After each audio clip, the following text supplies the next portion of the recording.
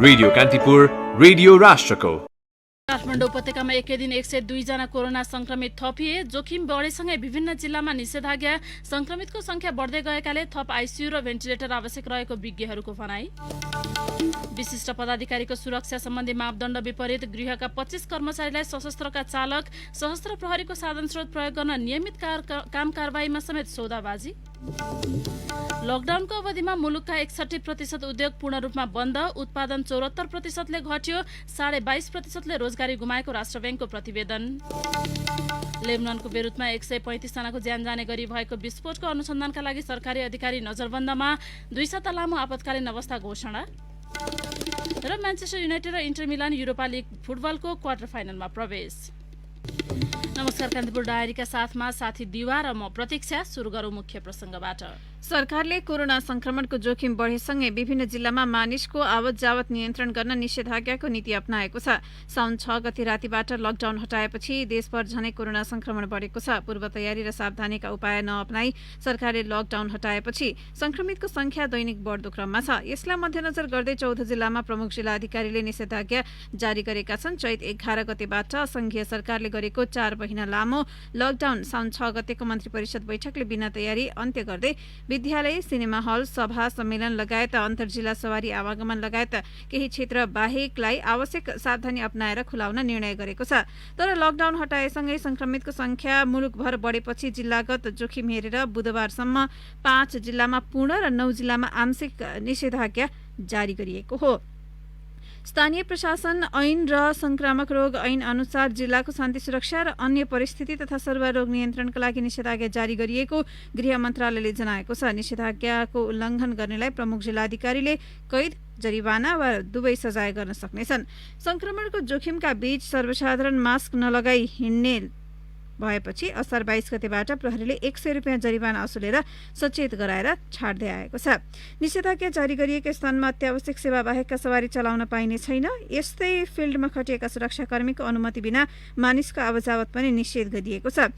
Lockdown हटाएको दिन नै मन्त्री परिषदको बैठकले जिल्लागत अवस्था र चुनौती हेरेर लकडाउन, कर्फ्यू वा निषेधाज्ञा जारी गर्ने नगर्ने अधिकार प्रमुख जिल्ला अधिकारीमा रहने निर्णय गरेको थियो। उपत्यकाका 3 जिल्लामा पनि निषेधाज्ञा, लकडाउन वा आवागमन व्यवस्थापन कसरी गर्ने भन्नेमा प्रशासनमा छलफल सुरु भएको छ। उपत्यका बाहिरका 14 जिल्लामा संक्रमण बढेसँगै काठमाडौँ, भक्तपुर र ललितपुर प्रशासन पनि माथवा क्षेत्रमा संक्रमण रोकथाम तथा नियन्त्रण भावी रणनीति बनाउन जुटेका छन्। मुलुकको मुख्य प्रशासनिक केन्द्र सिंहदरबारमा सर्वसाधारणको प्रवेशमा रोक लगाइएको छ। बाँकीमा कर्मचारी, स्वास्थ्यकर्मी, व्यापारी र यात्रा विवरण नभएका सर्वसाधारणमा कोरोना संक्रमण देखिए पछि प्रशासनले जिल्लामा तेस्रो पटक निषेधाज्ञा जारी गरेको छ। सुनसरीमा कोरोना संक्रमणको जोखिम कम गर्ने उद्देश्यले हिजो मध्यरातीदेखि सुनसरी जिल्ला प्रशासनले जिल्लाभरि निषेधाज्ञा जारी गरेको छ। त्यस्तै विराटनगरमा कोरोना संक्रमणबाट मोरङका सीमावर्ती क्षेत्र प्रभावित बनेका छन्। धनगढीमा संक्रमण पुष्टि भएकाहरू बजार, पसल र सार्वजनिक स्थानमा खेलेको खुलेपछि कैलालीको सीमावर्ती गाउँमा अर्को निषेधाज्ञा जारी गरिएको छ। नुवाकोटको ककनी गाउँपालिका 5 र बिदुर नगरपालिका 9 मा कोरोना संक्रमण देखिएपछि स्थानीय प्रशासनले निषेधाज्ञा जारी गरेको छ। सरकारले काठमाडौँ उपत्यका सहित 200 भन्दा बढी संक्रमित भएका जिल्लामा बेलुका 9 बजेदेखि बिहान 5 बजेसम्म आवागमन निषेध गरेको छ। कोभिड-19 को संक्रमण बढेपछि आजदेखि लागू हुने गरी सरकारले यस्तो निर्णय गरेको हो। त्यस्तै अत्यावश्यक सेवा बाहेकका सार्वजनिक र निजी सवारी साधनमा आजबाटै लागू हुने गरी जोरबिजोर नम्बरको आधारमा मात्र चल्न दिने र अन्तर्राष्ट्रिय सीमा नाकाहरूमा सरकारको निर्णयबाट अनुमति पाएका व्यक्ति बाहेक अरूको आवागमनमा कडाइका साथ निषेध गर्ने निर्णय गरेको छ। गृह मन्त्रालयका प्रवक्ता चक्रबहादुर बुढाद्वारा जारी विज्ञप्तिमा भनिएको छ, काठमाडौँ उपत्यका र कोभिड-19 को 200 भन्दा बढी सक्रिय संक्रमण केस भएका जिल्लामा अत्यावश्यक सेवा बाहेकका सार्वजनिक तथा निजी सवारी साधनहरू 2077 साउन 22 गतेदेखि लागू हुने गरी जोरबिजोर नम्बरका आधारमा मात्र सञ्चालन गर्ने व्यवस्था गर्ने। यस वर्गमा पर्ने जिल्लाका शहरी इलाकामा जिल्लाभित्र समेत बेलुका 9 बजेदेखि बिहान 5 बजेसम्म आवागमन बन्द गर्ने। त्यस्तै संक्रमणको विश्लेषण गरी जोखिम बढेको क्षेत्र स्थानलाई जिल्ला कोभिड संकट व्यवस्थापन केन्द्रले निर्णय गरी तुरुन्त बन्द गर्न पनि मन्त्रालयले जिल्ला प्रशासनहरूलाई निर्देशन दिएको छ। संक्रमण बढेका जिल्लाहरूमा परीक्षणको दायरा बढाउन मन्त्रालयले निर्देश गरेको छ। सरकारले गत साउन 6 मा लकडाउन खुल्ला गरेपछि काठमाडौँ उपत्यका सहित धेरै जिल्लामा संक्रमितको संख्या बढेको छ। सवारी साधनहरू पूर्ण खुल्ला हुँदा सर्वसाधारणको आवत जावत बढेकाले सवारी साधनको मुभमेन्ट कम गर्न सरकार पुनः जोर बिजोर प्रणाली लागू गर्ने, संक्रमित बढेका जिल्लामा बेलुकीको आवागमन रोक्ने र सीमानाकामा कडाई गर्ने निष्कर्षमा पुगेको हो। पछिल्लो समय सीमानाकाबाट नेपाल भित्रिनेको संख्या बढिरहेको थियो, तर तिनको प्रभावकारी निगरानी भएको थिएन। यसैबीच हालसम्म स्याङ्जामा समुदाय स्तरमा 59 जनामा कोरोना पोजिटिभ पुष्टि भएपछि सरकारले साउन 23 सम्म निषेधाज्ञा जारी गरेको छ। प्रदेश 2 का एक मन्त्री र सांसदलाई पनि कोरोना संक्रमण पुष्टि भएको छ। सामाजिक विकास मन्त्रालय उच्च स्रोतका अनुसार आन्तरिक मामिला तथा कानून मन्त्री ज्ञानेन्द्र कुमार यादव र प्रदेश सांसद रीना यादवलाई कोरोना संक्रमण भएको हो। अस्पतालमा शय्या अभावले काठमाडौँ उपत्यकामा मंगलबार संक्रमण पुष्टि भएका मध्ये 14 जनालाई घरमै राख्नु परेको थियो। उनीहरूमध्ये केहीलाई बुधबार बिहान केएमसी अस्पताल दुवाकोट र कीर्तिपुरको आयुर्वेद अस्पतालको आइसोलेसनमा राखिएको छ। उपत्यकामा हिजो 102 जना संक्रमित थपिए। यी सँगै उपत्यका बाहिरबाट आएका हुन्। संक्रमित थपिएसँगै व्यवस्थापन गर्न समस्या भएको एपिडेमियोलोजी तथा रोग नियन्त्रण महाशाखा EDCDले जनाएको छ। EDCDका निर्देशक डाक्टर वासुदेव पाण्डेले भन्नुभयो, मंगलबारकै संक्रमितलाई व्यवस्थापन गरिसकेका थिएनौं, आज झन बढी थपिए। अस्पतालमा कतै पनि बेड खाली नभएपछि घरमै बस्न चाहने लक्षण नभएकालाई अनुमति दिएका छौं। EDCDका वरिष्ठ जनस्वास्थ्य अधिकृत उत्तम कुमार कोइरालाका अनुसार बुधबार संक्रमण पुष्टि भएका मध्ये 20 जनालाई घरमै आइसोलेसनमा राखिएको छ। मंगलबार पुष्टि भएका 69 जना मध्ये 15 जनालाई घरमै आइसोलेसनमा राखिएको थियो। कोइरालाका अनुसार बुधबार संक्रमण पुष्टि भएका मध्ये 56 जनालाई मात्रै दुवाकोटको केएमसी प्रहरी अस्पताल र कीर्तिपुरको आयुर्वेद अस्पतालमा व्यवस्थापन गरिएको छ। कोरोना संक्रमणले मोरङ र पर्सामा 2 र काठमाडौँ र सप्तरीमा 1 गरी 6 जनाको मृत्यु भएको छ। तीमध्ये 4 जनाको मृत्युपछि संक्रमण पुष्टि भएको हो। काठमाडौँको बलम्बो स्थित एपीएफ अस्पतालमा उपचाररत सर्लाही मलङ्गवा 6 का 65 वर्षीय को हिजो मृत्यु भएको छ। अस्पतालका प्रवक्ता डाक्टर प्रवीण नेपालका अनुसार ज्वरो र निमोनियाबाट ग्रस्त ती महिलालाई सर्लाहीबाट साउन 16 मा रेफर गरेर स्वयम्भू स्थित मनमोहन अस्पताल भर्ना गरी भेन्टिलेटरमा राखिएको थियो। उनलाई 18 गते कोरोना पुष्टि भएपछि भोलिपल्ट एपीएफ अस्पताल भर्ना गराइएको थियो। पर्सा संवाददाताका अनुसार वीरगञ्ज 15 विश्वाका 46 वर्षीय संक्रमित पुरुषको बुधबार बिहान मृत्यु भएको हो। यस्तै सोमबार ज्यान गुमाएकी पोखरिया नगरपालिका 9 की 18 वर्षीय किशोरीमा संक्रमण पुष्टि भएको छ। विश्वाका पुरुषको वीरगञ्ज हेल्थ केयर कोभिड अस्पतालमा उपचारका क्रममा मृत्यु भएको हो। कोभिड-19 का जटिल बिरामी बढ्दै गएपछि उपलब्ध भेन्टिलेटर र आईसीयू शय्याले नधाने देखिएको छ। कोरोनाका गम्भीर बिरामीको उपचारका लागि निजी र सरकारी अस्पतालमा गरी 900 भेन्टिलेटर र 1702 आईसीयू शय्या मात्र उपलब्ध रहेको स्वास्थ्य मन्त्रालयले जनाएको छ। विज्ञहरूले संक्रमितको संख्या बढिरहेकाले थप आईसीयू र भेन्टिलेटर चाहिने बताएका छन्। देशभरि हिजोसम्म 4 जना भेन्टिलेटरमा छन्, 46 जना संक्रमित आईसीयूमा छन्। मन्त्रालयका अनुसार हाल बागमती प्रदेशमा 24 जना आईसीयूमा र 4 जना भेन्टिलेटरमा छन्। त्यस्तै प्रदेश 2 मा 19 जना, प्रदेश 5 मा 2 जना, सुदूरपश्चिममा 1 जना बिरामी आईसीयूमा छन्। एपिडेमियोलोजी तथा रोग नियन्त्रण महाशाखाका निर्देशक एवं भाइरोलोजिस्ट डाक्टर वासुदेव पाण्डेले आईसीयूमा जाने बिरामीको बढ्दो संख्याले चिन्ता बढाएको बताउनुभयो। उहाँले भन्नुभयो, आईसीयू र भेन्टिलेटरको उपचार प्रक्रिया सहजै थेग्न नसकिने भएकाले कोरोना संक्रमणको विस्तार रोक्न थप कडा पाइला चाल्नु आवश्यक छ। त्रिवी शिक्षण अस्पतालका सबै आईसीयू भरिएको आईसीयू विभाग प्रमुख डाक्टर सुभाष आचार्यले जानकारी दिनुभयो। उहाँले भन्नुभयो, कोरोना बिरामीका लागि आईसीयूका आवश्यकता देशभरि बढेको छ। कोरोना संक्रमणको दर यही अनुपातमा बढे काठमाडौँ उपत्यकामा अर्को 2 सातामा आईसीयूका सबै शय्या भरिने चिकित्सक बताउँछन्। डाक्टर आचार्यले संक्रमण समुदायमा गएर 2000 आईसीयू शय्या र 2000 भेन्टिलेटर भए पनि पर्याप्त हुने बताउनुभयो।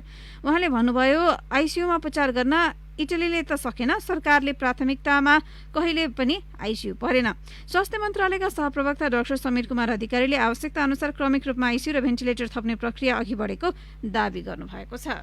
3 पटक निर्देशिका नेशनल टेस्टिङ गाइडलाइन फर कोभिड-19 संशोधन भएको छ। साउन 14 गते संशोधित नयाँ निर्देशिका अनुसार कोरोनाको लक्षण देखिएका, कन्ट्याक्ट ट्रेसिङमा परेका, कडा खाले श्वास प्रश्वासका रोगी, विदेशबाट फर्किएका, फ्रन्टलाइनमा खटिने कर्मचारी, आईसीयूमा भर्ना भएका बिरामी र दीर्घरोगीको अनिवार्य रूपमा निःशुल्क परीक्षण हुन्छ।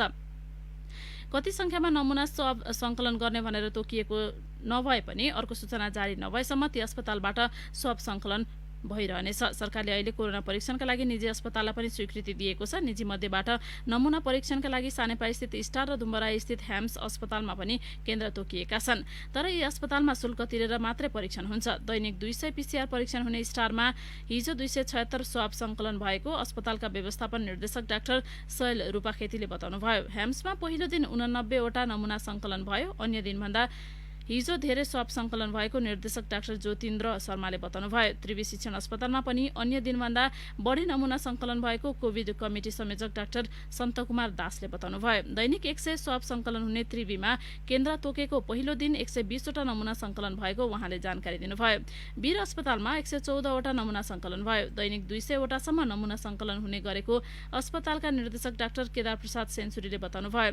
भक्तपुर अस्पतालमा भने पहिलो दिन 9 वटा नमुना सङ्कलन भएको मेडिकल सुपरिन्टेन्डेन्ट डाक्टर सुमित्रा गौतमले बताउनुभयो। दैनिक 50 भन्दा बढी स्वाब सङ्कलन हुने सशस्त्र प्रहरी अस्पताल बलम्बुमा 39 वटा नमुना सङ्कलन भएको प्रवक्ता डाक्टर प्रवीण नेपालले बताउनुभयो।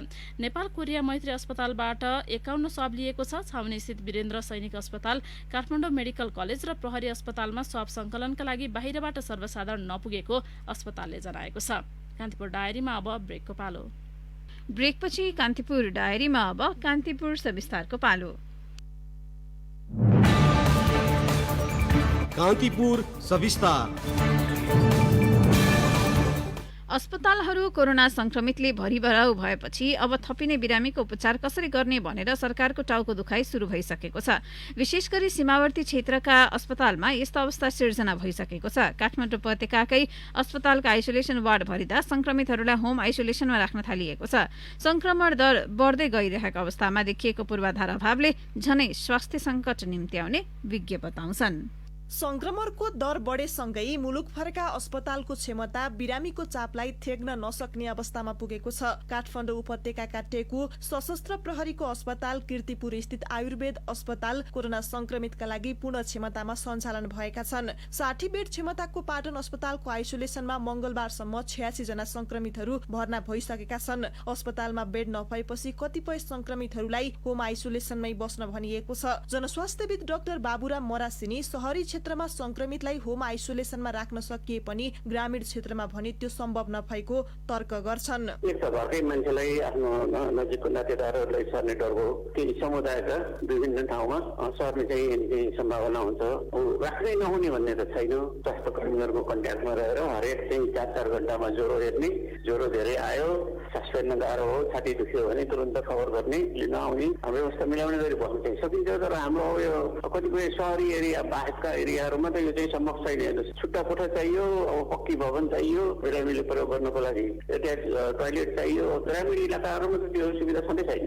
हटस्पटमा परिणत भएका सीमावर्ती क्षेत्रका अस्पतालको अवस्था हेर्दा स्थिति थप भयावह हुने लक्कार्छन् विज्ञहरू। पछिल्लो समय इपिसेन्टरमा परिणत भएको प्रदेश 2 का अस्पतालले बिरामीको चाप थेक्न नसकेपछि संक्रमितहरूलाई घरमै बस्न भनिएको छ। साउनेता मात्रै पर्सामा 455 संक्रमित थपिए, जसमध्ये 142 जना होम आइसोलेसनमा बसेको जिल्ला प्रशासन कार्यालयले जनाएको छ। उता संक्रमणको दर बढेपछि प्रदेश 1 को विराटनगर स्थित कोशी अस्पताल पनि पूर्ण क्षमतामा सञ्चालनमा छ। संक्रमित बढ्दै जाँदा उनीहरूको व्यवस्थापन अर्को चुनौती बनेको छ। कोरोना संक्रमितको उपचारका लागि अस्पतालहरू पूर्व तयारीमा राख्नुपर्नेमा सरकार पुरै चुकेको पूर्व स्वास्थ्य मन्त्री गगन थापाको आरोप छ। अझै पनि केही कुराहरूलाई हामीले काम गर्यौं भने कतिपय जोखिमलाई कम गर्न सक्ने अवस्था होला। तर अस्पतालमा आधारित जुन तयारीहरू गर्ने कुरामा हामी पुरै चुक्यौं। यो बिचमा करिब गर्दै गरेनौं। तर जनस्वास्थ्यविद मरासिनी भने देशैभरि रहेका स्वास्थ्य संस्थाहरूलाई तत्काल अस्थायी कोभिड अस्पताल बनाउन सकिने दाबी गर्नुहुन्छ।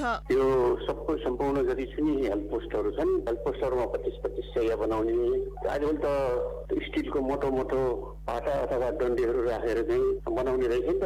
त्यो घर त एकैछिनमा बनाइदिँदो रहेछ। त्यसले कमसेकम पनि अनि चाहिँ 1 लाख बेड चाहिँ तुरुन्तै तयार हुन्छ। अनि हेर्नको लागि त्यही हेल्थ पोस्टको स्टाफ छन्, डाक्टर चाहियो, नर्स चाहियो भने चाहिँ अब करारमा लिएर हटाउनु पर्यो। स्वास्थ्य तथा जनसङ्ख्या मन्त्रालयले निजी अस्पतालमा पनि संक्रमित भर्ना गर्न मिल्ने गरी प्रोटोकल बनाएर शुल्क समेत निर्धारण गरेको छ। तर मन्त्रालयले तोकेको शुल्क न्यून भएको भन्दै निजी अस्पतालले बिरामी भर्ना गर्न मानेका छैनन्। होम आइसोलेसनमा बस्न चाहने संक्रमितहरू पनि चिकित्सकको पुनर्निगरानीमा रहनुपर्ने स्वास्थ्य तथा जनसङ्ख्या मन्त्रालयले जनाएको छ। अस्पतालमै भर्ना हुने संक्रमितको व्यवस्थापनमा पनि कुनै समस्या नभएको मन्त्रालयका प्रवक्ता प्राध्यापक डाक्टर जागेश्वर गौतमको दाबी छ। होम आइसोलेसनमा बस्ने जसको घरमा छुट्टै रुम छ, छुट्टै टोयलेट छ, हैन, छुट्टै बस्न सक्छ, ऊ घरमा पनि बस्न सक्छ। तर हाम्रो सिस्टमलाई खबर गरेर हाम्रो मान्छेले चाहिँ त्यहाँ हेर्ने व्यवस्था सहित हो त्यो। अस्पताल हामीसँग छँदैछन्, बेड पुगिरहेछ, अझ हामीले आइसोलेसन बेडहरू थपिरहेछौँ, अहिले समस्या छैन के त्यो। विश्व स्वास्थ्य संगठनले कोभिड-19 विरुद्ध खोप नै पत्ता नलाग्ने अवस्थाका लागि समेत तयार हुनुपर्ने बताइरहँदा मुलुकमा भने संक्रमितको उपचारको अभाव हुन थालेको छ। पर्याप्त सावधानी अपनाउन नसकिए होम आइसोलेसनमा बस्दा समुदायमै फैलन सक्ने जोखिम पनि उत्तिकै रहेको विज्ञहरू बताउँछन्। सरकारले बेलैमा विकल्प दिन नसके बढ्दो कोरोनाका बिरामी र अस्पताल अभावले संक्रमितहरू ताबाबाट खसेर भुङ्रोमा पुगे सरह नहोलान् भन्न सकिन्न। रेडियो कान्तिपुरका लागि केशु लामिछाने। कान्तिपुर सविस्तार।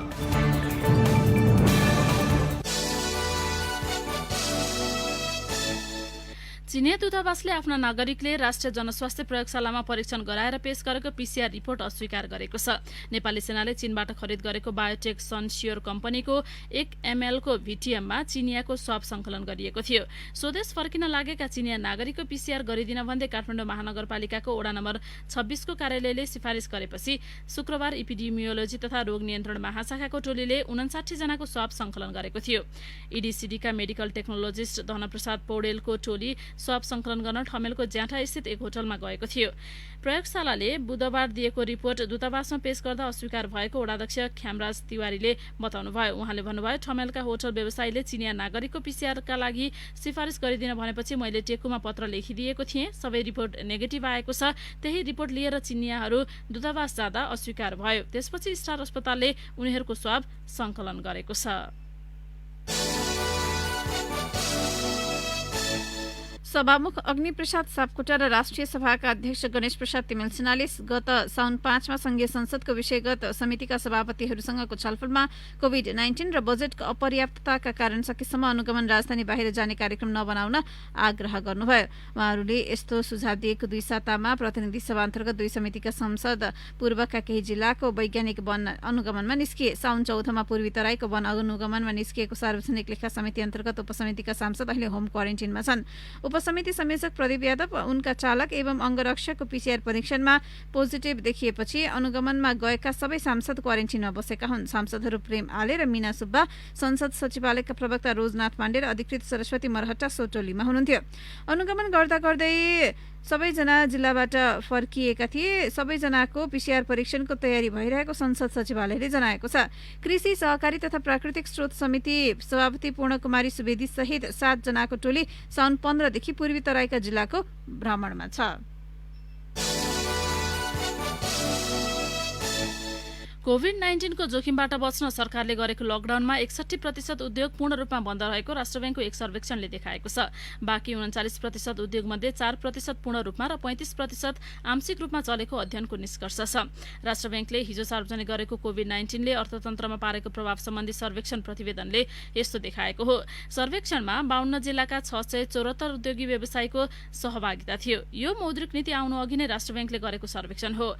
यही सर्वेक्षणका आधारमा मौद्रिक नीतिमा राहतका तथा सुविधाका कार्यक्रम ल्याइएको राष्ट्र बैंकका प्रवक्ता गुणाकर भट्टले जानकारी दिनुभयो। पूर्ण रूपमा बन्द हुने उद्योगमा शिक्षा, होटल तथा रेस्टुरेन्ट, रियल इस्टेट, भाडा तथा व्यावसायिक क्रियाकलाप, यातायात तथा भण्डारण क्षेत्रका अधिकांश उद्योग व्यवसाय रहेका छन्। लकडाउनको अवधिमा कृषि, वन तथा मत्स्य पालन, सञ्चार र स्वास्थ्य तथा सामाजिक कार्य क्षेत्रका धेरै उद्योग व्यवसाय भने पूर्ण रूपमा सञ्चालन भएको देखिएको छ। स्वास्थ्य तथा सामाजिक कार्य, खानी तथा उत्खनन, उत्पादनमूलक उद्योग, विद्युत, ग्यास तथा पानी, कृषि, वन तथा मत्स्य पालन क्षेत्रका आधाभन्दा बढी उद्योग व्यवसाय आंशिक रूपमा सञ्चालन भएको अध्ययनले देखाएको छ। लकडाउनले उद्योग सञ्चालन हुन नपाएपछि करिब 74% उत्पादन घटेको देखिन्छ। सर्वेक्षणमा सहभागी उद्योग व्यवसाय मध्ये 96.7% सामान्य अवस्थाको तुलनामा लकडाउनमा उत्पादन घटेको बताएका छन्। लकडाउनका कारण मुलुकभर उद्योगी व्यवसायीले झण्डै 1/4 अर्थात् 22.5% कर्मचारी कामदार कटौती गरेका छन्। लकडाउनका कारण उद्योग व्यवसाय सामान्य अवस्थामा फर्कन 1 वर्षभन्दा बढी समय लाग्ने उद्योगी व्यवसायीले बताएका छन्। करिब 80% भन्दा बढी उद्योगी व्यवसायीले राष्ट्र बैंकको निर्देशन अनुसार बैंक तथा वित्तीय संस्थाबाट ब्याज छुट नपाएको बताएका छन्। सर्वेक्षणमा 17.3% उद्योगी व्यवसायीले ब्याज छुट पाएको बताएपछि सो रहस्य बाहिरिएको हो। गृह मन्त्रालयका कर्मचारीले पहुँच र प्रभावका आधारमा सशस्त्र प्रहरी बल एपीएफका 25 जना सवारी चालक प्रयोग गरिरहेका छन्। गृह मन्त्रालयका शाखा अधिकृतदेखि सहसचिवसम्मका कर्मचारी र विपद जोखिम न्यूनीकरण तथा व्यवस्थापन प्राधिकरणका प्रमुख कार्यकारीले चढ्ने गाडीमा सशस्त्र प्रहरीका चालक छन्। 23 जनाले चालक मात्रै र 2 जनाले चालक र गाडी दुवै सशस्त्रकै प्रयोग गरिरहेका छन्। यसरी चालक हटाइनु विशिष्ट पदाधिकारीको सुरक्षा सम्बन्धी मापदण्ड विपरीत हो। बहाल बालुवा वा अवकाश प्राप्त पदाधिकारीलाई शर्त र मापदण्डभित्र रहेर अंगरक्षक चालक र सवारी साधन उपलब्ध गराइने गरेको छ। अन्य उच्च पदस्थ कर्मचारीको हकमा कार्यविधि नसमेटिए पनि मन्त्रालयले स्रोत साधन अनुसार आन्तरिक रूपमा सवारी र चालक व्यवस्थापन गर्दै आएको छ। तर सुरक्षा निकायका चालक ल्याउन पाइने व्यवस्था कतै छैन। उपसचिव भन्दा तलका कर्मचारीले सवारी साधन र चालक सुविधा पाउँदैनन्। तर गृहमन्त्री रामबहादुर थापाको सचिवालयमा कार्यरत शाखा अधिकृतदेखि उनका स्वकीय सचिवले यो सुविधा लिएका छन्। मापदण्डमै नपरेका व्यक्तिका लागि सशस्त्र प्रहरीका चालक र सवारी व्यवस्थापन गरिनु आर्थिक र जनशक्तिको दुरुपयोग भएको गृहकै उच्च स्रोतले बताए। गृह मन्त्रालयका 7 जना सहसचिवले प्रयोग गर्ने गरेको सवारीका चालक सशस्त्र प्रहरीबाट खटिएका छन्। हाल सीसीएमसी सचिवालयमा खटिएका गृह मन्त्रालयका सहसचिव वासु दाहाल, प्रशासन शाखाका सहसचिव रामप्रसाद आचार्य, विपद व्यवस्थापन प्राधिकरणका सहसचिव जनार्दन गौतम, विपद व्यवस्थापन महाशाखाका सहसचिव इन्दु घिमिरे, सुरक्षा व्यवस्थापन महाशाखाका सहसचिव चक्रबहादुर बुढा, प्रहरी किताबखानाका सहसचिव यादव सुवेदी, व्यवस्थापन महाशाखाका प्रमुख कुमार बहादुर खड्का र विपद जोखिम न्यूनीकरण तथा व्यवस्थापन प्राधिकरणका प्रमुख कार्यकारी अनिल पोखरेलले प्रयोग गर्ने गाडीमा सशस्त्रका चालक छन्।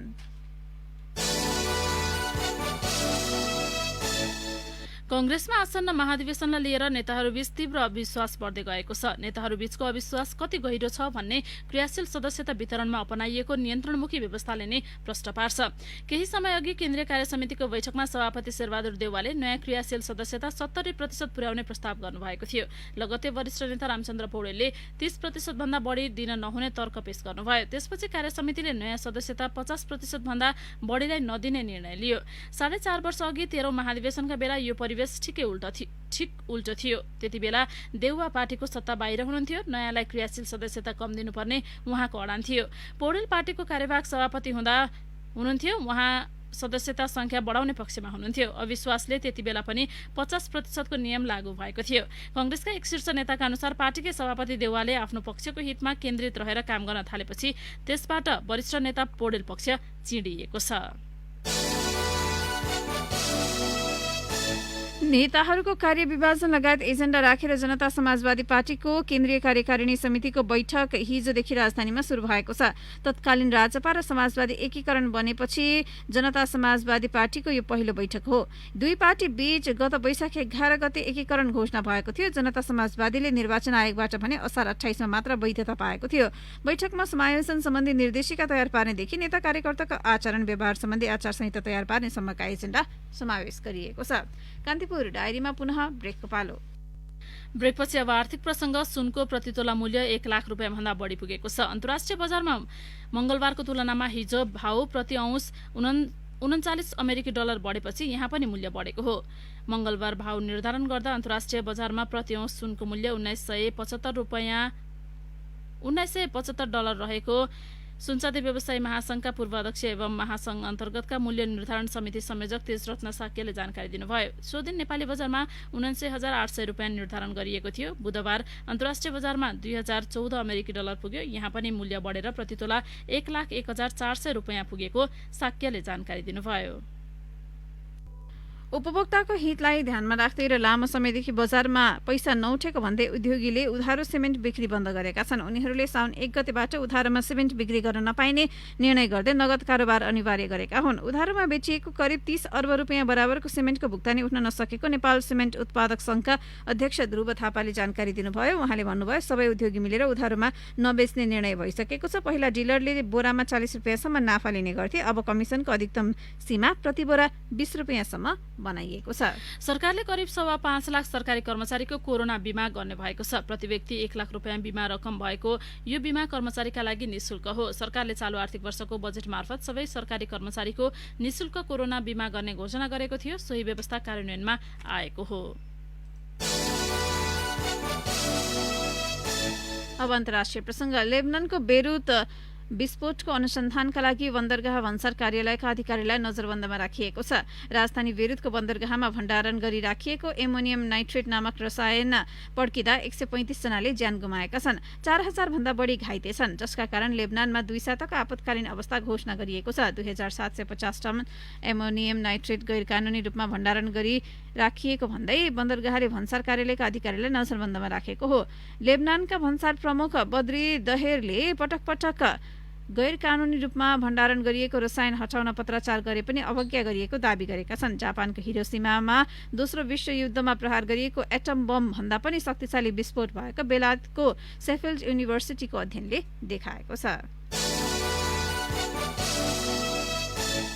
अब खेल प्रसङ्ग। युरोपा लिग फुटबलको राउन्ड अफ 16 का पछिल्ला खेलमा म्यान्चेस्टर युनाइटेड र इन्टर मिलान विजयी भएका छन्। लाक्सलाई 2-1 गोल अन्तरले हराउँदै म्यान्चेस्टर युनाइटेड क्वार्टर फाइनलमा प्रवेश गरेको हो। 2 लेगमा भएको खेलमा म्यान्चेस्टर युनाइटेड समग्रमा 7-1 गोल अन्तरले विजयी भएको हो। उसका लागि जेसी लिङ्गार्ड र एन्थोनी मार्सलले गोल गरे। फिलिप वेसिङ्गरले लाक्सका लागि सान्तवना 1 गोल गरेका थिए। यसैबीच गैराती नै भएका अन्य खेलमा इन्टर मिलानले गेटाफेलाई 2-0 ले स्तब्ध पारेको छ।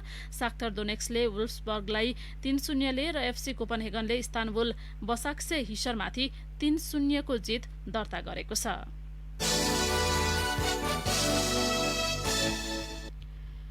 अब मौसम सम्बन्धी जानकारी। आज मुलुकभर सामान्य बदली रही मध्यम वर्षाको सम्भावना रहेको मौसम पूर्वानुमान महाशाखाले जनाएको छ। साथै प्रदेश 1 तथा गण्डकी प्रदेशका केही स्थानमा भारी वर्षाको सम्भावना रहेको महाशाखाका मौसमविद विभूति पोखरेलले बताउनुभयो। सूर्योदय आज बिहान 5:30 भयो भने सूर्यास्त भरे साँझ 6:50 हुनेछ। केही बेर अघि 22 डिग्री सेल्सियस मापन गरिएको काठमाडौँ उपत्यकाको अधिकतम तापक्रम आज 31 डिग्री सेल्सियससम्म पुग्ने महाशाखाको अनुमान छ। हस्त कान्तिपुर डायरीको यो बुलेटिन अहिलेलाई यही सकिन्छ। दिवा र प्रतीक्षा बिदा हुन्छौँ। नमस्कार।